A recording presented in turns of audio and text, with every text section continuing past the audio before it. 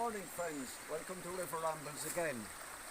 All rivers great and small. We've covered a hell of a lot of them, but one that has escaped us and is very near home is a little stream, probably no more than 2 miles in length, known as the Goleen River, or the name Goleen means inlet.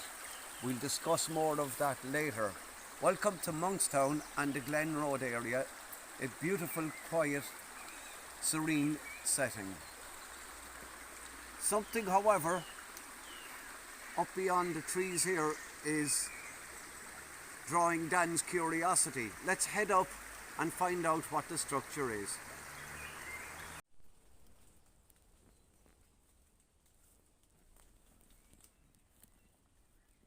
So friends, what was that building that could be seen from our last video, barely through the trees?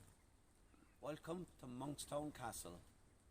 Monkstown Castle was built in 1635 by Anastasia Archdeacon.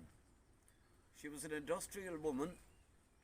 She apparently built this castle from money raised by running a shop in Monkstown itself, while her husband was in service to the Spanish king at wars overseas.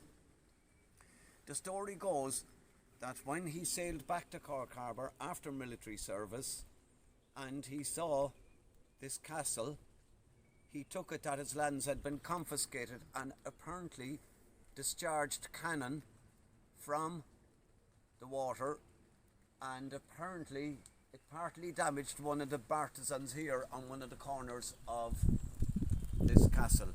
Now, it's called a castle, but again, in the same way as maybe Cottinger's Court was, it's actually called a fortified house. So it's moving towards the palatial big houses or country houses of the 18th century. But it's a development of the single rectangular tower house, in that it has much more space, much more windows than a tower house, but still retains some defensive features such as gun loops and of course the bartizans at the corners.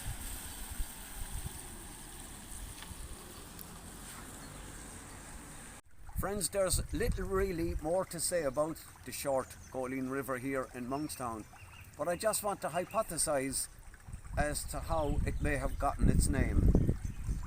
To my right here is a beautiful playground, and it certainly has all the feeling that after the road and railway line were built along the coast, this land was backfilled possibly and would have formerly been an inlet that smaller boats could come in, hence the name Goleen.